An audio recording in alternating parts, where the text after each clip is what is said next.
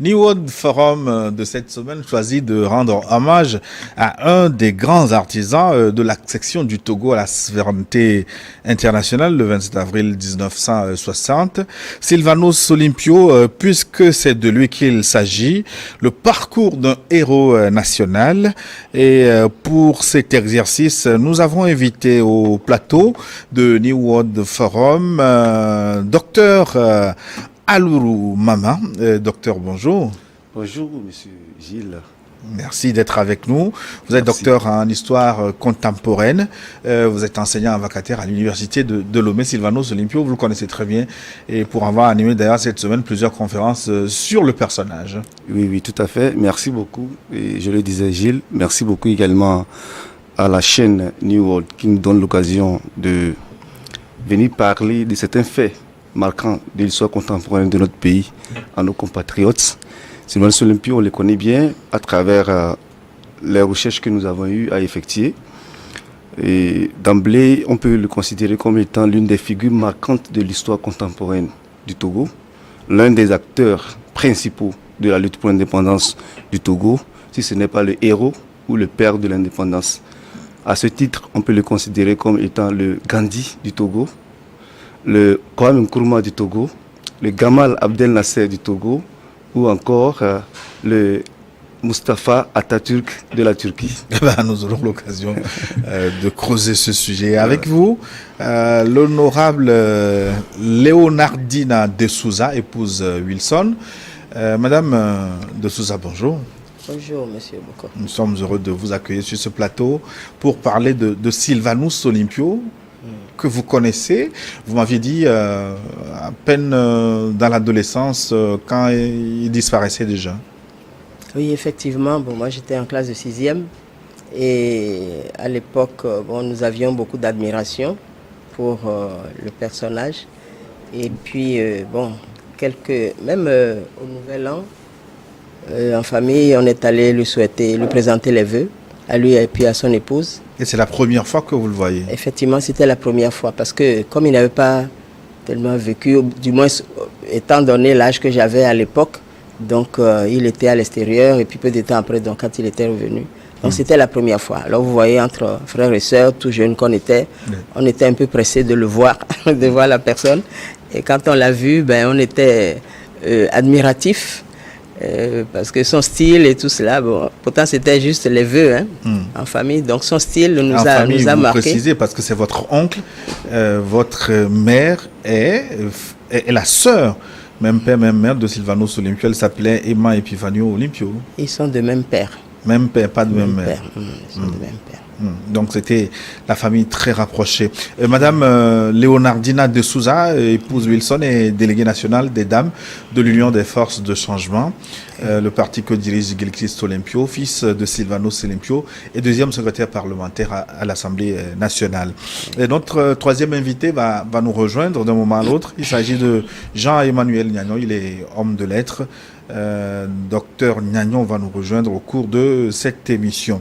Alors, fidèles téléspectateurs, comme d'habitude, vous êtes autorisés, vous êtes conviés à participer à cette émission. Dans la seconde partie, envoyez-nous vos contributions, vos questions par WhatsApp, plus 228 96 46 10 31, plus 228 96 46 10 31. Est-ce que vous connaissez Sylvanus Olympio? Quel est aujourd'hui son héritage politique? Qu'est-ce que vous retenez de ce personnage considéré donc comme le père de l'indépendance du Togo? Nous attendons vos contributions, vos questions dans la seconde partie de New World Forum. Mais docteur Maman, je voudrais commencer avec vous. Qui est Sylvanus Olympio? Je pose la question, elle n'est pas banale parce qu'on croit le savoir, mais chaque jour, en préparant cette émission, j'ai découvert encore d'autres dimensions du personnage. Ça veut dire que nous avons encore à faire connaître Sylvanus Olympio. Oui, effectivement, Sylvanus Olympio, c'est, comme je le disais dans ma présentation, c'est celui-là qu'on peut considérer comme le héros de la lutte pour l'indépendance au Togo, celui qui était le porte-flambeau du nationalisme togolais, celui-là qui était, entre guillemets, le chantre, l'éclaireur, le meneur des indépendantistes au cours de la période qui est allé entre 1945 et 1960, revenu très tôt des études de l'Europe. Il va rapidement intégrer la politique et va être considéré comme la lumière montante du nationalisme togolais. C'est d'ailleurs pourquoi la France va chercher à l'abattre ou à l'éliminer de la politique, parce qu'il était le meneur principal de la lutte pour l'indépendance, dont il va proclamer solennellement l'indépendance le 27 avril 1960. Donc, au vu de ses sacrifices et de la lutte qu'il a menée, on peut le considérer, comme je le disais, le Kwame Nkrumah du Togo, ou le Mustafa Kemal de la Turquie, ou encore Gamal Abdel Nasser du Togo, ou encore Mahatma Gandhi, Mahatma Gandhi de l'Inde. Voilà. Mais on dit de lui qu'il était un grand intellectuel. Effectivement, vous comprenez que déjà à partir de 1920, alors qu'il est né en 1902, le 6 septembre 1902, déjà à partir de 1920, il avait terminé ses études primaires et secondaires, après avoir effectué le coup mère à l'époque coloniale allemande. Parce que le Togo, vous le savez, comme tout le monde, a été un territoire occupé par les Allemands, les Anglais et les Français ensemble, et plus tard les Français. J'explique un peu. Le Togo a été au prime abord un protectorat allemand entre 1884 et 1914, date à laquelle la Première Guerre mondiale est déclenchée. Alors, au déclenchement de cette guerre, les puissances occidentales qui étaient présentes en Afrique se sont livrées la guerre en Afrique. Alors, au Ghana, il y avait l'Angleterre. Au Dahomey, il y avait les Français. Ils ont attaqué l'Allemagne qui était au Togo et ils l'ont pris en sandwich et ont considéré son territoire comme étant un butin de guerre. Donc, tout au long de la guerre, le Togo a été dominé par les deux puissances comme butin de guerre, avant que la SD ne soit créée en 1920. La Société des Nations. La Société des Nations ne soit créée en 1920 pour régler le conflit. Et dans le règlement du conflit, elle va entériner le partage du Togo par ces deux puissances et confier à chacune de ces puissances les deux parties du Togo comme étant des territoires sous mandat de la SDN, administrés par des puissances considérées comme des puissances mandataires. Donc du coup, il va fréquenter à l'école allemande. Plus tard, sous l'occupation, quand le Togo était un condominium franco-britannique, il va aller à l'école anglaise et plus tard encore à l'école française. Déjà à 18 ans, il maîtrisait les 3 langues internationales, mis à part ces langues locales. Il parlait le V, il parlait Yoruba, il parlait également, disons-on, la langue de son grand-père qui était un Portugais d'origine. Sylvain est d'origine afro-brésilienne, les Portugais qui sont installés au Brésil et plus tard sont installés sur les côtes africaines. Donc du coup, c'était un intellectuel hors pair dans les années 1930-40 qui a éclairé toute la lutte pour l'indépendance au Togo. Il a étudié l'économie politique à Londres et le droit international à Dijon. Oui, également. Il y a plusieurs doctorats, j'ai lu dans certaines de ses biographies. Ou doctorat, je pense que c'est un peu trop allé à ce moment-là. Mais on peut considérer les diplômes qu'il a eu comme étant des diplômes de niveau licence ou plus. Donc déjà... Mais licence d'alors, ça équivaut plus... Si. Doctorat ou doctorat d'aujourd'hui. Déjà à ce moment-là, obtenir un CEP était déjà un exploit. Et avoir franchi toutes ces étapes-là et continuer les études en Angleterre, notamment à la London School of Economics, où il obtient son diplôme d'économie brillamment. De là, il revient en France, à Dijon, où il continue ses études supérieures, cette fois-ci en droit international, qui va aller peaufiner également en Autriche, qui était en ce moment-là une école de référence en ce qui concerne le droit international. Donc du coup, il revient très requinqué et il revient comme un personnage hors du commun en matière de culture intellectuelle au Togo. Ces gens, en ce moment-là, ces genres de personnes d'ordinaire ne reviennent plus et ils sont devenus des intellectuels qui sont au service des puissances. Des gens s'établissent définitivement en Europe et continuent par travail parce que là, ils peuvent gagner un bon travail, un bon boulot, mais il a décidé de revenir au Togo il a été, et de lutter pour l'indépendance. Après ses études à Londres pour travailler pour la société Unilever. Madame de Souza, qui suis en termes de famille très loin de Sylvanus Olympio, j'ai la chair de poule quand on parle de lui. Vous, qui êtes de la famille, en tant que nièce, ce personnage, qu'est-ce que vous savez de lui? Qu'est-ce qu'on disait de lui? Qu'est-ce que votre maman a raconté de Sylvanus Olympio? Qui était-il? Disons qu'il faisait partie des premiers enfants de leur papa. Et étant donné vraiment sa carrure, ses jeunes frères et sœurs avaient beaucoup d'admiration pour lui. Bon, pour la partie que moi j'ai connue. Hein. Voilà. Et en fait, comme il était resté à l'extérieur longtemps, donc nous qui sommes les neveux nièces, bon, nous sommes venus bien longtemps après. Donc on attendait parler effectivement de lui par nos parents, mais pas beaucoup. Pas beaucoup. Seulement, j'ai eu l'occasion en famille d'aller lui présenter les vœux avec les parents. Le 1er janvier 1963. Un peu avant sa disparition. C'est ça. Et là, c'était la première fois qu'on le voyait, je vous assure. En le voyant, nous étions, les frères et sœurs, nous étions admiratifs vraiment de le voir. Parce que colosse, il était géant. Non, bon, il était moyen, mais sa carrure, on sent vraiment un homme qui a une forte personnalité. Une forte personnalité qui frappe. Et on voit qu'il sait ce qu'il veut. Il ne parle pas pour parler. Vous voyez, quand il parle, bon, c'est pour dire quelque chose, etc. Donc, bon, nous, on était préadolescents. Donc, bon, ben, il a échangé un peu avec nous, etc. Et puis, nous étions contents et nous nous sommes dit, c'était un personnage sympathique ou autoritaire ou... Un personnage sympathique. Vous savez, c'est-à-dire qu'il y a beaucoup de familles telles que l'Olympio, etc. Donc, l'éducation était très stricte et rigoureuse. Donc, bon, c'était comme ça. C'est-à-dire, vous devez savoir ce que vous voulez. Vous voyez. Donc, nous, on n'était pas désorientés du tout. Mais bon, il a échangé. Donc, il nous a dit les paroles, comment on allait, etc. On a répondu. Mais nous, on s'attendait à retourner le voir pour nous instruire. Vous voyez. C'est-à-dire, quand il y a une personnalité comme lui, savoir, bon, ben, pour le Togo, qu'est-ce qu'il comptait faire.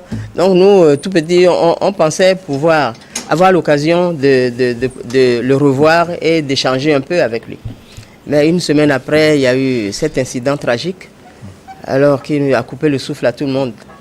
C'est ce que je peux vous dire pour le moment. Alors, était-il le seul intellectuel de la famille? Comment c'est-il que c'est lui qui a atteint les sommets Bon, il y a d'autres, il y a beaucoup d'intellectuels.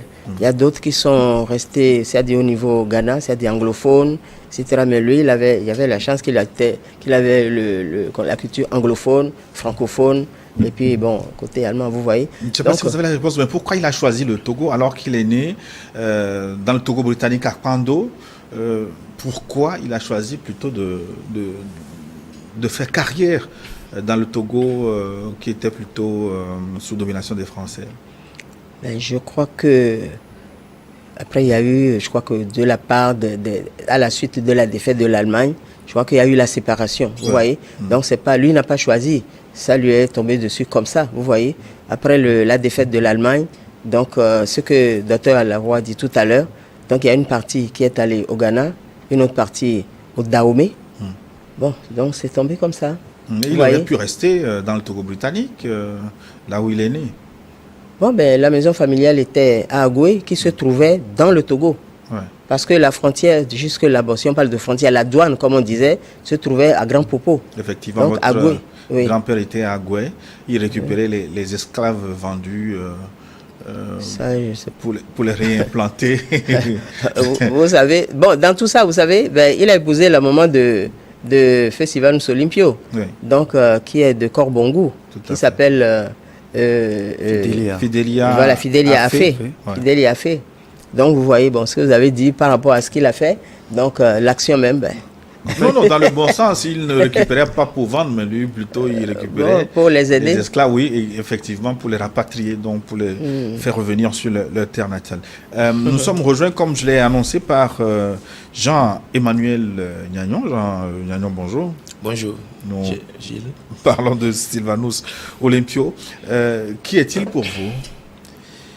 Bonjour, chers compatriotes togolais, ceux qui nous suivent depuis les autres points du continent. Sylvanus Olympio, il faut le dire, nous avons entendu parler de lui, et nous avons lu son histoire. Nous savons qu'il a été le premier président démocratiquement élu du Togo. Nous savons également que malheureusement et dramatiquement, il a été assassiné le 13 janvier 1963. Mais l'homme, en réalité, il faut le découvrir. On nous l'a raconté, mais nous sommes allés également le découvrir au travers de nos lectures. Il faut dire quand même que ce que nous avons entendu de lui, c'était un homme de rigueur, c'était un homme préparé à la fois pour pouvoir diriger en réalité. D'autant que son parcours, comme des intervenants l'ont dit tout à l'heure, était un parcours atypique parce que formé intellectuellement, si bien formé, initié à plusieurs langues, initié à l'économie, initié au droit international.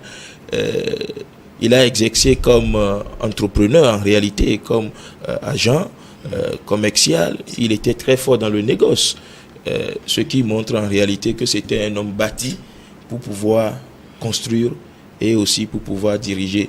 Donc nous pensons que c'était quand même quelqu'un qui était également enclin à porter des idéaux de liberté et d'indépendance, d'autant que réellement son engagement en politique, parce qu'il faut bien soulever déjà quelque chose, en réalité Sylvanus Olympio n'a pas été préparé pour la politique. Il n'a pas été préparé pour la politique parce qu'il a été beaucoup plus préparé pour pouvoir diriger des entreprises. C'était un manager. C'est pour cela que quand vous voyez plusieurs fois dans l'histoire, vous allez très bien, vous allez très vite faire de comprendre qu'en réalité c'était pas un politicien. Il était plutôt un acteur de développement qui était beaucoup plus porté vers des actions concrètes de développement en réalité. Et des actions d'émancipation aussi. Parce que, oui, quand on parle de développement. À 35-40 ans, il dirigeait déjà la EV, comment on l'appelait All EV Conference. Oui, et en réalité, c'est cela. Parce que quand on parle de développement, le développement est porté par les humains, pour l'humanité, pour les humains. Donc un développement qui permet également de pouvoir affranchir. D'autant que le contexte d'alors lui donnait justement l'occasion de pouvoir engager des actions qui aillent dans le sens de l'émancipation, mais surtout beaucoup plus déjà en ce moment-là porté également pour le développement. Donc je crois que quand même c'était un colosse africain qui à la fois culturellement, intellectuellement, économiquement avait déjà un certain nombre de dimensions que nous pouvons aujourd'hui avoir comme un héritage commun. Parce que, à la vérité, il ne s'agit pas tout simplement de célébrer l'homme et de pouvoir voir au-delà de l'homme l'appartenance seulement à un clan ou bien à une partie de la nation. Mais plutôt, il faut qu'à un moment donné, nous puissions nous approprier l'homme. Nous pouvions nous approprier cet héritage-là et que ce soit au Togo ou bien partout ailleurs en Afrique, que Sylvanus Olympio, dans les mémoires collectives, devienne justement cette icône-là qui puisse inspirer davantage aujourd'hui et dont les idéaux sont toujours à promouvoir. Oui. Avant de repasser la parole à Dr Maman, je voudrais avoir une précision de Madame de Souza. Sylvanus Olympio, on disait qu'il était polyglotte. Certains documents parlent de 6 langues, d'autres de 12. Qu'est-ce qu'il faut choisir? Bon, en tout cas, ses frères et sœurs parlaient de 12 langues. Je pense que les langues européennes, on les a vues, c'est-à-dire le français, l'anglais, l'allemand et le portugais, mais également le yoruba, puisque sa grand-mère paternelle était originaire de la cour royale d'Abeokuta. Donc, le yoruba était parlé par pratiquement la plupart des frères et sœurs. Et il maîtrisait aussi les langues du côté du Ghana et du côté Aoulan, Evé, etc. Vous voyez? Bon, sauf que je ne sais pas si vers l'Afrique, par exemple, au niveau du Rwanda, est-ce qu'ils connaissent? Je ne sais pas. Je ne peux pas les citer. Ce que j'ai cité, c'est ce que je sais. Mais pour le reste, comment? La langue de sa maman. Ouais, la langue de sa maman aussi, voilà, qui est originaire de Korbongou, dans les savanes, et qui s'appelait Fidélia Afé. Une femme très très calme que j'ai connue. Docteur Mama, on parle des années 40-50. En Afrique, de tels personnages, de tels profils intellectuels, il n'était pas beaucoup. Hein. Oui, bien sûr. Déjà, quand on parle du personnage de Sylvanus Olympio, comme le disait Emmanuel, en réalité, quand vous faites une formation en économie internationale, vous faites une formation en droit international, je pense que vous êtes aguerri pour être un bon politicien. Et très tôt, dès son retour au Togo, il a été associé par son oncle paternel qui s'appelait Octaviano Olympio. Il a été associé à la gestion des affaires publiques. Je pense que politiquement, on peut dire qu'il s'est préparé aussi trop que possible, parce que dès qu'il est rentré, il est entré en politique, dont il sera associé à la gestion des conseillers des notables. Après, il sera associé à la gestion du cercle des amitiés françaises, le CAF. On va revenir beaucoup plus en détail sur ces structures qui ont été des structures qu'il a managées contre la France, alors que c'était une idée de la France. Il a également participé à l'élaboration des textes fondateurs du CUT, et il est l'un des meneurs du CUT, du comité de l'unité togolaise en 1941. Il est l'un des meneurs du tout premier objectif du CUT à sa création, c'est-à-dire créer un Eveland dont vous avez parlé, la All EV Conference. Donc, du coup, Sylvanus Olympio, de retour de l'Europe, après ses études, était considéré comme l'un des plus grands intellectuels du pays, et il n'avait pas d'égal, aussi bien au Togo que dans la sous-région. Et cela aussi va se remarquer à travers son comportement de rigueur, mais également d'un certain orgueil. Ce qu'il y vaut des inimitiés. Voilà, d'un certain orgueil, parce qu'il va à un moment donné accepter peu la critique, parce que pour lui, il maîtrisait un peu les rouages, comme l'a dit le docteur. Bien qu'étant formé, il s'est également lancé dans les négoces. Il a été un agent général de l'UAC, United African Company, au Togo. Il a été agent général de Unilever à Paris, avec résidence.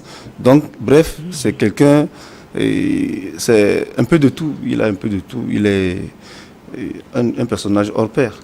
Mais comment est-il arrivé à la politique? Comment a-t-il construit son idéologie politique? Sylvanus Olympio, c'est un panafricaniste du premier ordre.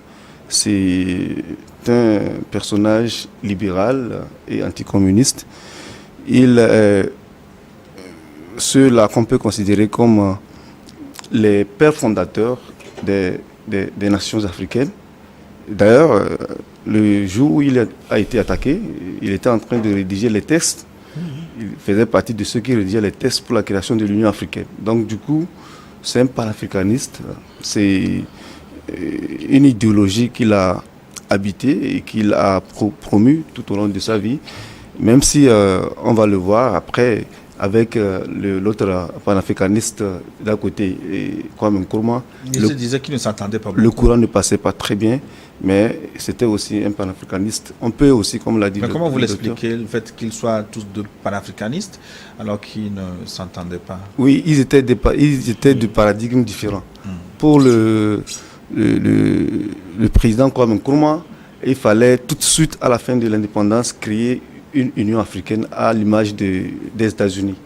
Et il fallait commencer par le Togo, le Ghana qui avait déjà pris une partie du Togo, le Togo britannique. Le Ghana termine, le Togo, et le Bénin aussi. Et puis, au fur et à mesure, vous savez que les États-Unis sont créés avec 16 États en 1776. C'est au fur et à mesure que les États ont adhéré et ont ratifié la charte.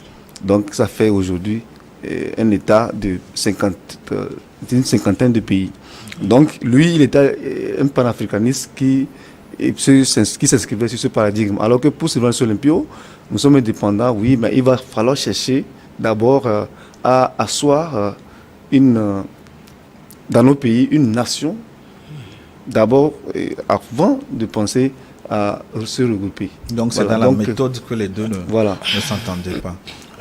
Madame de Souza, je posais la question de l'ancrage idéologique de Sylvanus Olympio. Comment est-il arrivé à la politique? Mais je me rends compte que votre famille, les Olympio, les de Souza, vous êtes venus pour faire la politique.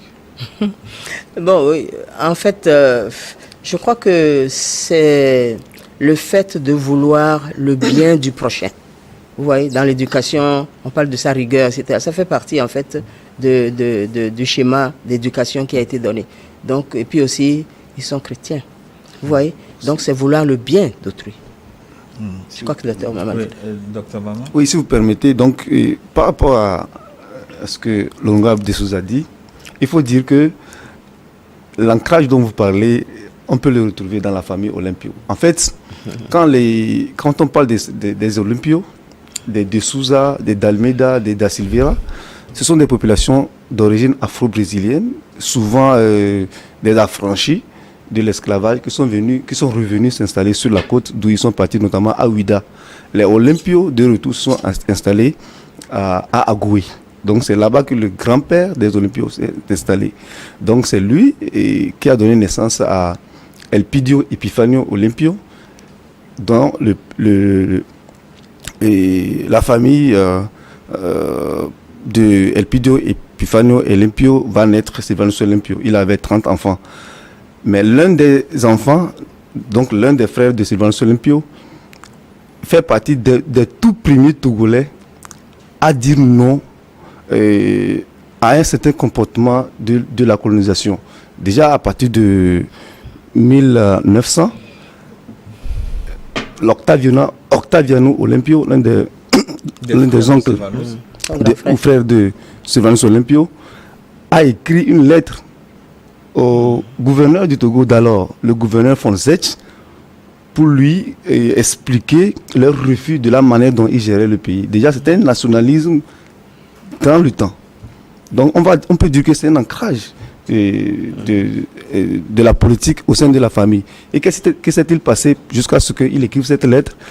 Il y avait un Allemand qui passait et un Togolais, ils se sont rencontrés sur la route. Il a estimé que le Togolais ne l'a pas salué, il a giflé. Donc, en ce moment-là, quand tu vois un Allemand, tu le salues, ou si tu ne le salues pas, on te châtie. Donc, il a protesté contre cette manière de faire en écrivant au gouverneur une lettre. C'est Octaviano Olympio qui va récupérer Olympio dès son retour des études en 1932 et l'associer, comme je le disais, au conseiller des notables et plus tard au CAF. Et du CAF, ils vont ensemble créer le culte. On va reparler du culte tout à l'heure. Le temps de demander à Dr Yano, c'est un constat, il y a plus de Sylvanus Olympio de nos jours. Ah oui, mais je crois quand même qu'il y a encore plusieurs Sylvanus Olympio. L'Afrique n'a jamais manqué d'avoir des Sylvanus Olympio. C'est vrai que le premier cas typique qui était là et qui a inspiré également d'autres personnes. Mais je crois que Sylvanus, comment est-ce qu'il est arrivé à la politique? Le contexte d'alors l'y a amené. En effet, parce que en ce moment, comme il a dit tout à l'heure, le docteur Maman l'a dit tout à l'heure, c'était le temps où les peuples devaient véritablement manifester, exprimer, concrétiser leur aspiration à l'indépendance et surtout lutter contre la colonisation en ce moment-là. Et donc lui, en tant que quelqu'un qui avait été nanti de beaucoup d'abord des diplômes, des connaissances et avoir également fait des expériences, il s'est frôlé également à d'autres peuples. Il a vu faire ailleurs, il avait tellement d'expérience en la matière. Il était cette personne qui était préposée en réalité pour pouvoir porter la voix. Et donc, devenu porte-parole, cela a fait que justement, il a été associé déjà au Conseil des notables. Il a avancé pour comprendre encore le processus. Mais je crois que véritablement, son ancrage politique, c'est parce que c'est d'abord sa vision de contribuer à l'émancipation. Mais beaucoup plus également parce qu'à un moment donné, les peuples ont retrouvé en lui l'incarnation de celui qui peut porter au mieux leurs idéaux. Et donc, que ce soit les chefs, même jusqu'à la création du culte, il faut quand même comprendre que l'homme a fini par s'imposer. Tout en se fabriquant en tant que politique, il a fini par s'imposer et à un moment donné, il était dans le cénacle de ceux-là qui étaient en ce moment-là des aspirants à l'indépendance. Il était devenu le personnage incontournable, le personnage qui pouvait être au même moment présent, converser avec tel bord ou tel autre bord. Il était à un moment donné l'unanimité. Et c'est ce qui a fait qu'à la vérité, c'est pour cela que, en fait, lors des élections, de l'élection présidentielle de 1961, que lui-même, il a, d'abord même de 1960, qu'il a porté d'abord Premier ministre et puis président, il faut quand même comprendre que quand il a pu rafler jusqu'à pratiquement 97%, et d'ailleurs, sous la supervision de l'ONU, cela prouvait déjà à suffisance qu'en réalité, c'était l'homme de consensus d'alors par rapport à son parcours, par rapport également à l'ouverture d'esprit. Il y a beaucoup qui diront que non, Sylvanus était un dictateur et qu'il avait de la rigueur. Je crois que c'était quelqu'un qui politiquement était incompris. Incompris, c'est vrai, parce qu'il était venu à la politique avec les outils du manager. Il était venu à la politique avec les outils de quelqu'un qui d'abord a été préparé pour pouvoir diriger des entreprises, un peu comme un entrepreneur. Il avait trop en avance sur son temps. Absolument, absolument, d'autant que c'était quelqu'un en réalité, quand il était venu en politique et surtout économiste, il ne pensait pas la politique comme l'agora des grands débats. Il pensait plutôt la politique comme les finances, l'économie, rapidement gérer et faire développer, surtout que il devenait comme ça le président d'un jeune État qui était pratiquement en construction. Donc, c'est pour ça qu'un de ces grands chantiers était donc la question de la monnaie. Oui, on en viendra sûrement. Donc c'est pourquoi moi je pense que Sylvanus Olympio, c'était celui-là qui politiquement s'est construit, mais je le réitère encore, n'était pas en réalité un politicien. C'était pas un politicien, mais c'était un politique. Un politique, c'est-à-dire c'était un acteur politique qui pensait, qui concevait la chose politique comme une sorte d'incubateur du développement, de l'émancipation, de la lutte pour l'autonomisation et surtout, à un moment donné, de pouvoir concrétiser cette lutte-là par l'obtention véritable de l'indépendance. Docteur Maman, je voudrais qu'on parle maintenant du culte comme étant un instrument, l'outil de conquête de l'indépendance par Sylvanus Olympio. Mais dès le départ, j'ai lu dans certains documents que le culte a été, créé par les colons. Comment se fait-il que Sylvanus Olympio est devenu le fer de lance de ce mouvement quelques années après? Oui, et c'est vrai, le culte, l'ancêtre du culte, c'était ce qu'on appelle le CAF, le CAF, le Cercle des Amitiés Françaises. Le Cercle des Amitiés Françaises, c'est une pure création de la France, ce n'est pas du mensonge, mais dans quel contexte cela a été créé? En réalité, en 1933, la crise économique née aux États-Unis en 1929 est arrivée au Togo et a été sévèrement recueillie, ou bien a touché sévèrement le pays. Et les femmes du grand marché, qui étaient les principales actrices de l'économie en ce moment, ont eu à manifester. On a surnommé cette manifestation la révolte des Lumiennes. Donc, du coup, c'était un signe de ras-le-bol de la présence française au Togo. Et la France, pour redorer le blason, a initié un certain nombre de projets qui consistaient à soigner l'image de la France. Entre autres projets, il s'est agi de créer le Cercle des Amitiés Françaises. C'est une association des Français et des Togolais qui se retrouvaient ensemble pour échanger, faire des débats, et se récréer, et prendre part à un certain nombre de jeux, de loisirs et autres. Et pour concrétiser ça, le stade que nous appelons aujourd'hui le stade Omnisport, qui s'appelle en ce moment le stade Georges Clemenceau, a été donc construit. Et de même que l'espace que nous appelons espace Fréau-Jardin, le maire d'alors s'appelait Fréau, il a été contacté de donner un espace.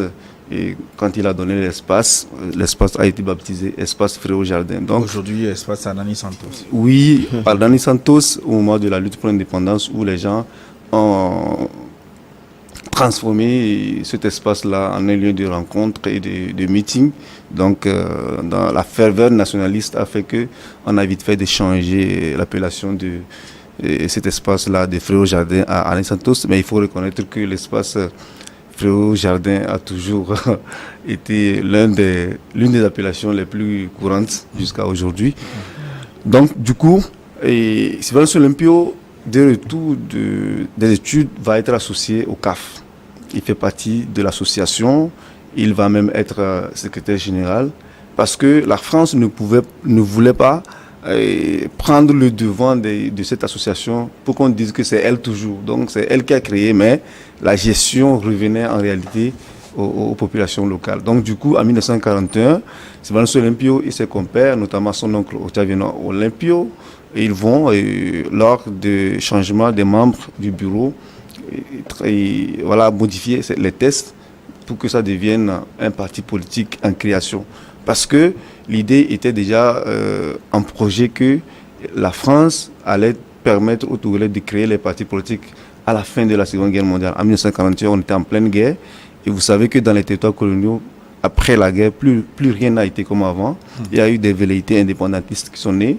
L'éclosion du nationalisme est là. Donc du coup, la France, pour essayer de perpétuer sa présence aussi longtemps que cela pouvait l'être, a commencé à, entre guillemets, donner un peu de liberté aux populations colonisées en leur permettant de créer les partis politiques et de militer dans ces partis politiques.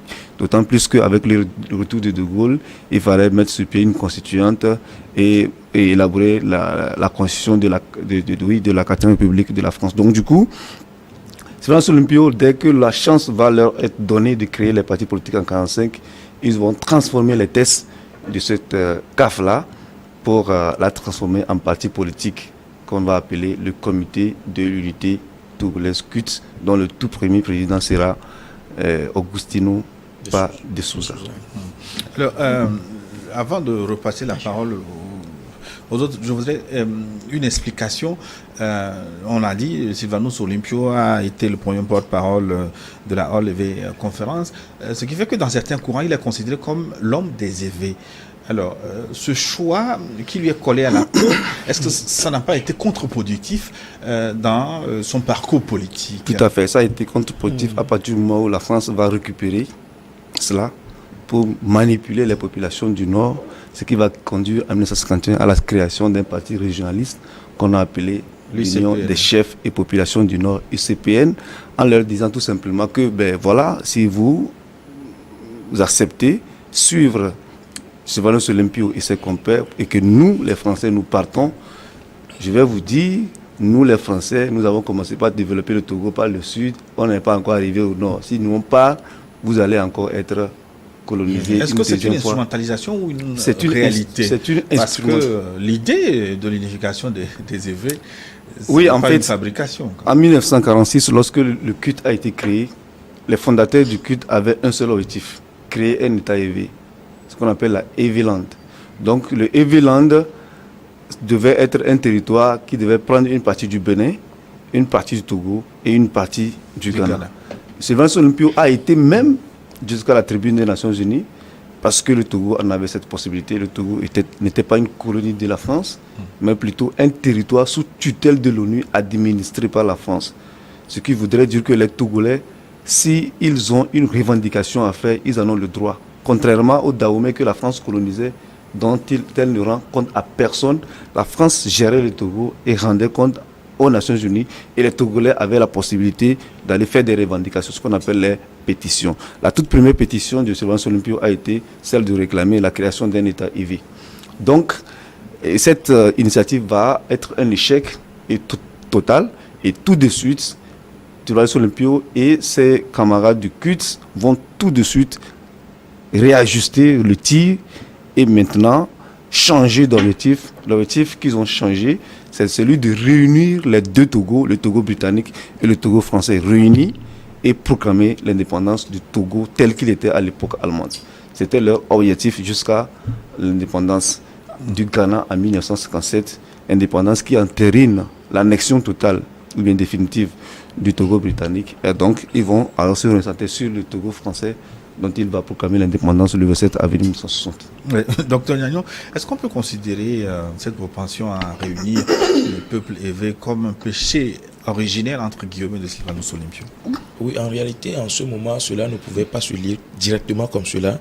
Mais, vous savez, lorsque les peuples, un peu comme par exemple le pan-germanisme qui était là aussi en Europe, lorsque les peuples veulent se mettre ensemble, surtout par rapport à la dénomination linguistique, cela peut également poser des problèmes d'exclusion.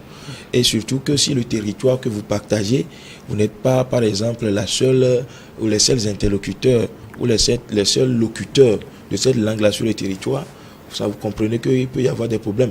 Donc j'estime quand même qu'en ce moment-là, cela pouvait réellement être un péché qu'il ne faut pas encourager, d'autant que Leveland, c'est vrai, à un moment donné, cette bande de territoire depuis le Togo britannique, en traversant ce Togo français, jusqu'à aller au niveau du Togo, au niveau du Dahomey, cette bonne bande-là était justement partagée en majorité par des locuteurs de EV.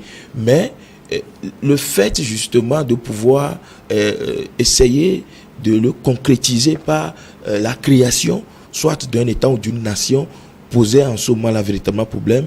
Et cela pouvait également être une sorte d'inquiétude pour les puissances.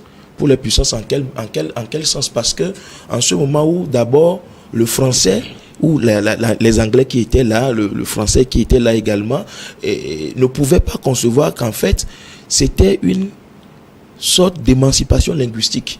Puisque si on arrivait véritablement à créer l'Eveland, la langue qui devait véritablement être promue au détriment donc des autres langues était théoriquement la langue Ewe. Et l'Eveland permettait justement en réalité d'être le creuset, un peu comme le territoire qui serait plus fertile au développement de l'Ewe. Et cela menaçait déjà les autres langues qui étaient des langues des puissances, soit l'anglais ou soit le français. Et si cela a échoué également au niveau des Nations Unies, c'est parce que véritablement en réalité cela se faisait déjà lire comme étant une sorte d'exclusion. Une sorte d'exclusion, parce que la construction des nations ne doit pas forcément se fonder sur la langue, même si la langue est un des éléments ou bien un paramètre important. Par ailleurs, lorsque le territoire qui est partagé, qui en réalité rentre également dans la définition soit de la nation, soit de l'État, cela porte également intérêt à ce que la langue qui est partagée et qui en réalité n'est pas une langue la seule qui soit parlée sur le territoire là, posera un problème, d'autant que cela va créer véritablement des minorités, des marginalisés.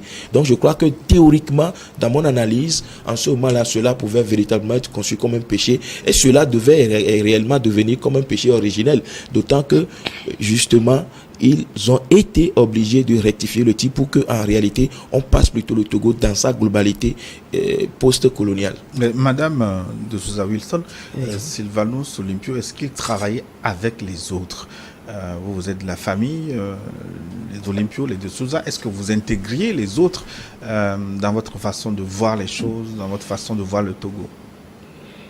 Bon, disons que d'abord j'étais assez jeune, comme je vous le disais, mais néanmoins, je crois que je voudrais aller un petit peu en arrière, s'il vous plaît. Oui.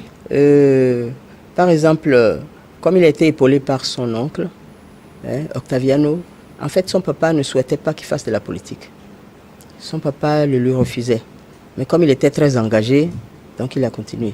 Maintenant, avec les autres, comme dit tout à l'heure, il était vraiment tellement en avance, beaucoup en avance sur son temps. Vous voyez? Donc, il travaille avec les autres, mais en fonction de la compréhension. Et puis, je crois qu'il faudrait tenir compte des réalités du moment. Oui. Vous voyez, des réalités du moment. Voilà, donc il a travaillé avec ces réalités-là, parce qu'il y avait ce stress créé par les colons, surtout la France. La France qui était au Dahomey. Le Dahomey qui était une colonie. Mais le Togo n'a jamais été colonie. Le Togo a toujours été placé sous tutelle de la SDN, Société des Nations. Donc la France, en fait, a eu un abus de comportement, si je peux dire ainsi, à prendre du coup le Togo comme une colonie. Alors vous voyez, je pense que lui, revenu de l'extérieur, il avait bien une bonne idée de préparer son pays, que son pays devienne l'ordre de l'humanité, comme on dit, mais en fait, sur le plan du développement. Vous voyez, et il avait un programme aussi bien pour le Nord que pour le Sud, en matière agricole.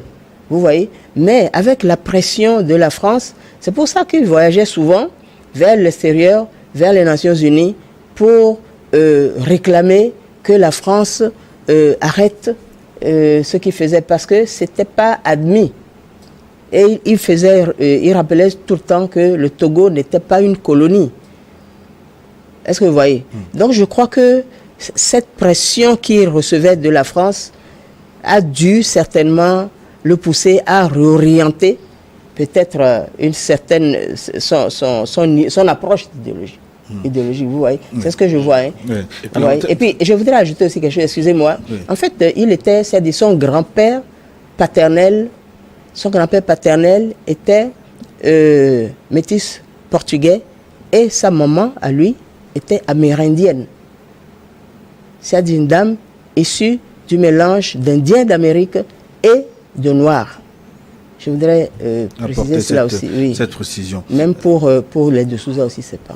Alors, beaucoup de questions à aborder encore, notamment son envie de rompre avec la zone franc CFA. Il se dit que le 14 janvier 1963, ministre de Sylvanus Olympio devait se rendre en France pour entériner donc ce divorce. Et la veille, il a été assassiné. Est-ce que ceci a un rapport avec cela? Olympio a-t-il fait des déçus au lendemain des indépendances ou a-t-il été incompris? On va évoquer toutes ces questions, de même que vos contributions dans la seconde partie de New World Forum. Mais là, nous marquons une pause pour une nouvelle édition du journal. À tout de suite. Hein.